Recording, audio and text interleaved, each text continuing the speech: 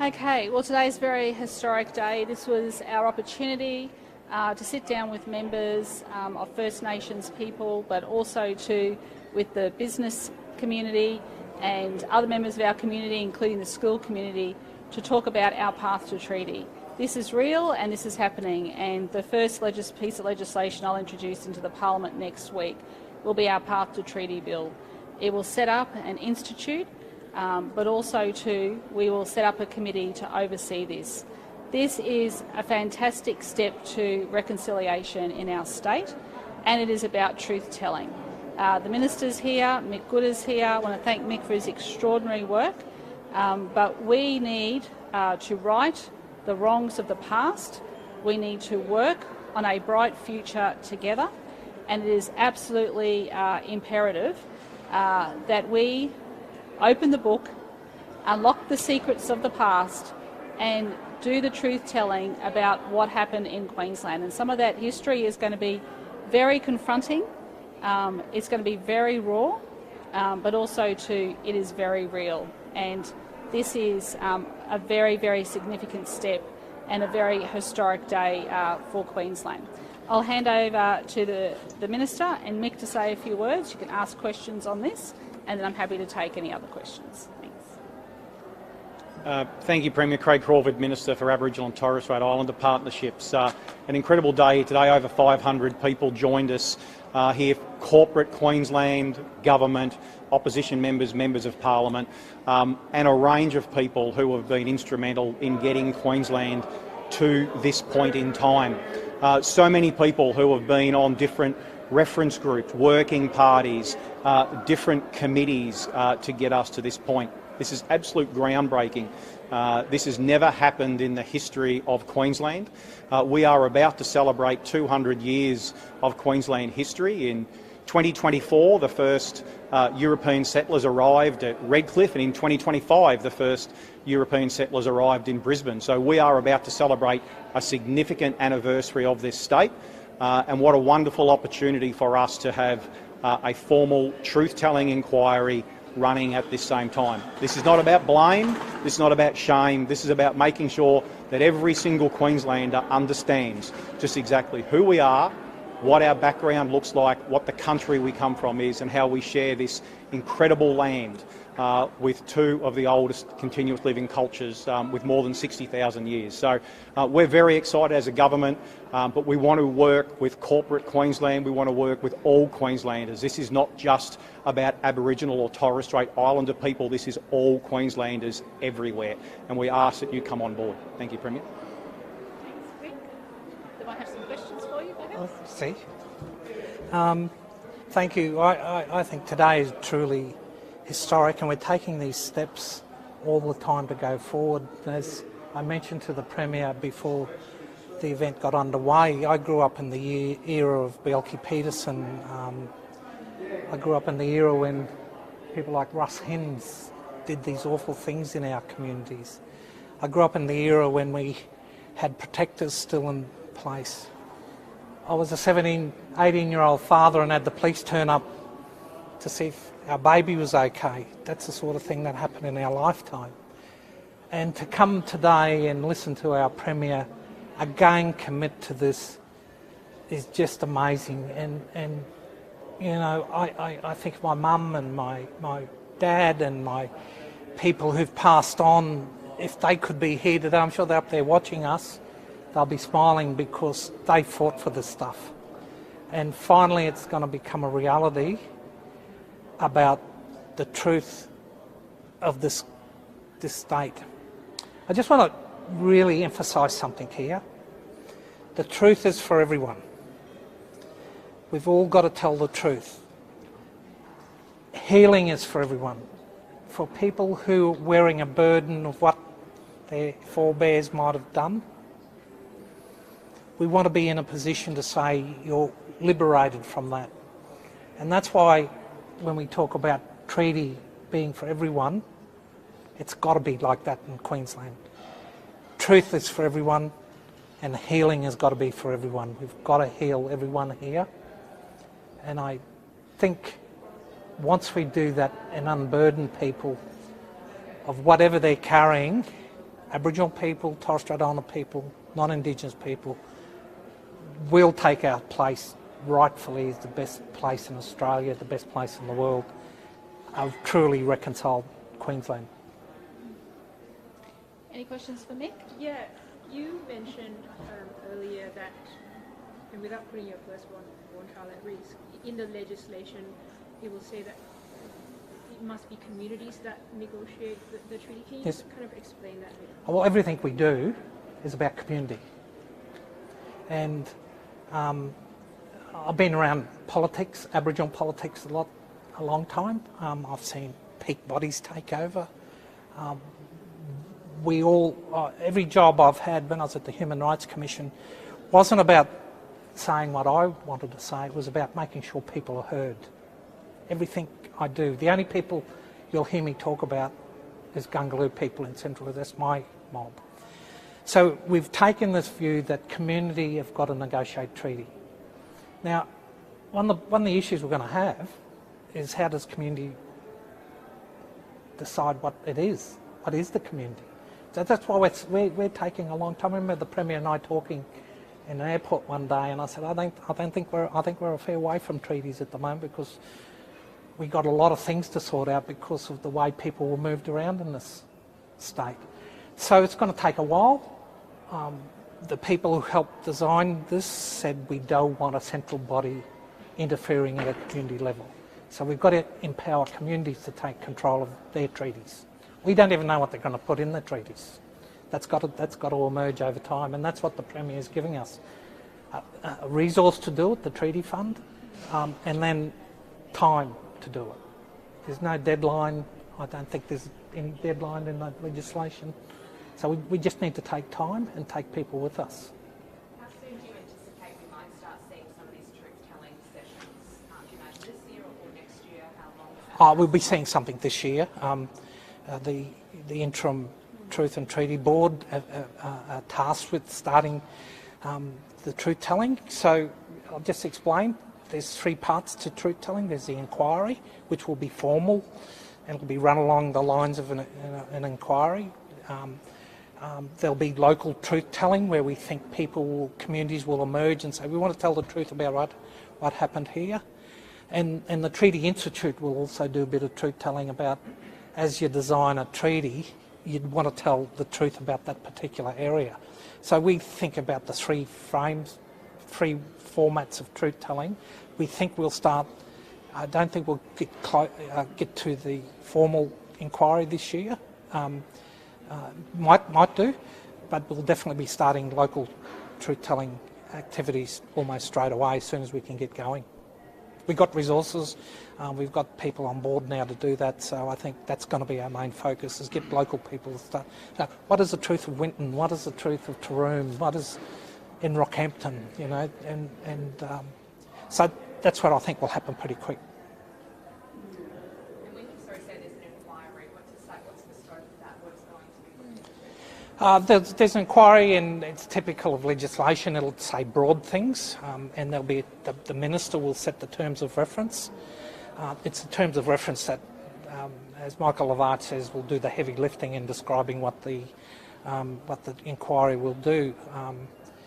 We didn't want, like I said in my remarks, that we didn't want a royal commission because lawyers will take over. We want this to be owned by the community, and again using people like Michael Lavarch and Natalie Siegel-Brown, their brains came to the fore and said this is how we can design it. Not a royal commission, but a commission of inquiry, not a commission of inquiry, but a truth-telling inquiry. So it's going to be formal, it's going to be headed by people who can do this sort of stuff, but it will be, people won't be compelled to give evidence, people won't be compelled to produce documents. So it's taking that away, but we think government will sort of be compelled to do that though. So you'll have to wait till the legislation comes out. So that stuff's covered, but the terms of reference, which the minister will eventually set, will tell you the story about how the commission will run. So you're just saying about compelling government to provide documents. course, as we saw with the stolen wages, it took a long time for the Queensland government to produce a lot of the documentation, and some of it still wasn't produced. Is that the sort of documentation you'd be looking at? That's why I say things have changed. You know, I don't think we're going to. We've had assurances about that, but there is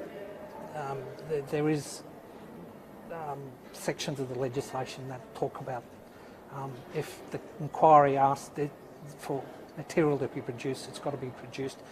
And of course, it being a piece of legislation, there's lots of exceptions to that.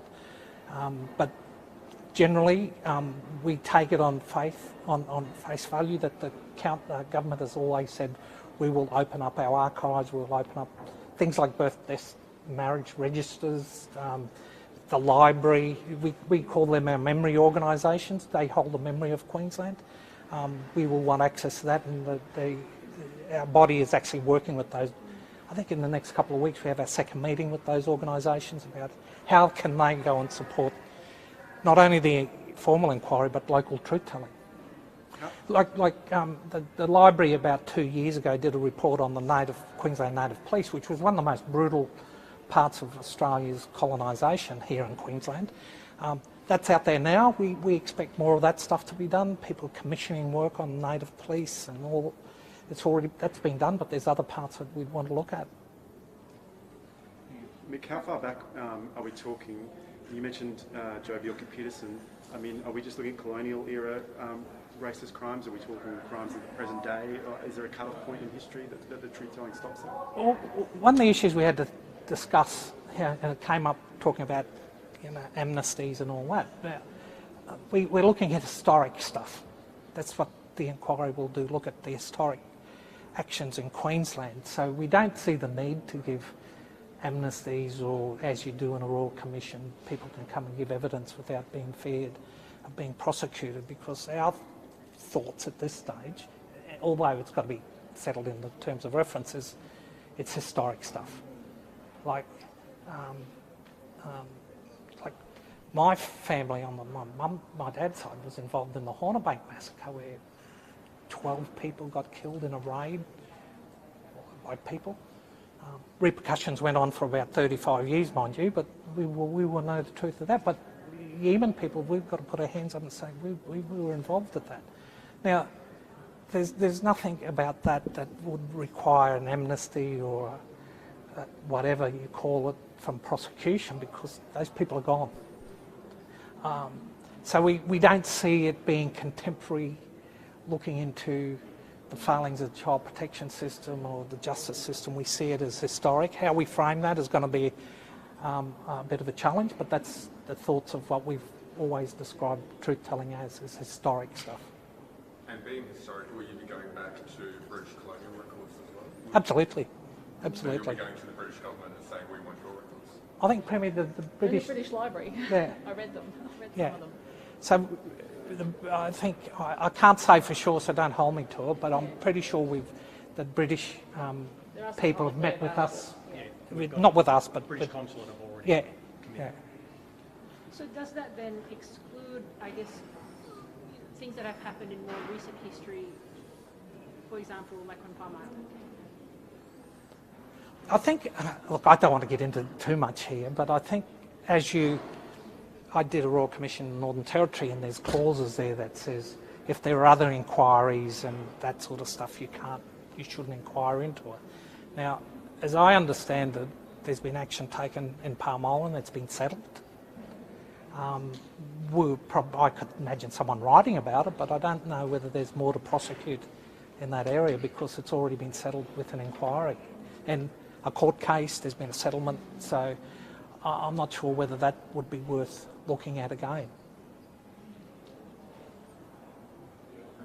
All right, thanks, Mick. Thank you very much. You don't have to hang around. Okay. That's right. Okay. Premier, it's been revealed child safety failed to act on warnings that could have prevented the deaths of 2 baby sisters who died in their mum's car in Logan in 2019. What has your government done since their deaths to ensure it doesn't happen again? I saw reports about that. I understand that there are some legal proceedings afoot. But she has been admitted. It doesn't matter. There's still proceedings, and I will look at what comes out of that, and of course I'll be asking my Director General for a report. One of the girls' fathers wants a wider inquiry. Would you do that? Let the court processes go through first, and the natural course as well. It would go to an inquiry through the Children's Commissioner as well. So let the processes go its natural course. But it's an absolute tragedy. Look, anyone who saw those reports would be mortified. This is a story of the highest importance. You were the one who identified that the girls were known to child safety. You ordered the investigation by the QFCC. Why can't you say any more about it? Because this is the normal processes. When there is a court process, we can comment after the court processes. On that basis, do you think Stephen Mulch should apologise then?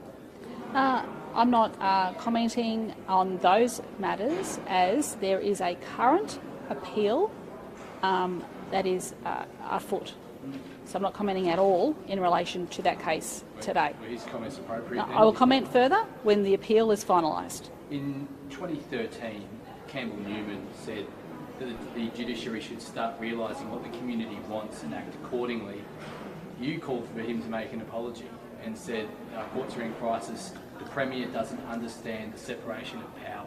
I think Campbell Newman did a whole lot of things there. If you go back in history, and I remember that history very clearly, and it wasn't a one-off. There was a lot of things that happened to the courts when Campbell Newman was the Premier. The Law Society says that type of commentary undermines public confidence in the judiciary. Why not condemn that type of commentary? Is it appropriate for high-level members of Cabinet to make those kinds of comments? I am, as I said, and I'm not going to be drawn on this, I am not making any further comments while there is an appeal on foot. You're making comment about the appropriateness of his comments won't affect anything in court, though, will it? You can't. Well, with all due respect, you're not a lawyer. I'm not going to prejudice the case, so we're going to let the appeal go. Can you enlighten us on the legal proceedings? And as Sophie just mentioned, you're a lawyer. Tell us about how it would prejudice. No, I'm not getting into that now. I'm not. That's silly. To do with the facts of the case, though, is the fact that he made comments. No, I'm not going to. No, you can. I'm not saying anything further until the appeal is finalised. Then you can ask all these questions once the appeal is finalised. Premier, why are you not going to Toowoomba for their youth crime forum this afternoon? I have sent 2 ministers. Mark Ryan is the senior minister. Let me say that I understand that there is community concern in Toowoomba. The Police Commissioner has briefed me. I've also had discussions with both the Police Minister and the Youth Justice Minister. They will be attending. I have 17 ministers, and from time to time, ministers go right across the state to address different issues. So What are you hoping it will achieve? No, I'm not going to get into this either. Like, Queensland is a huge state.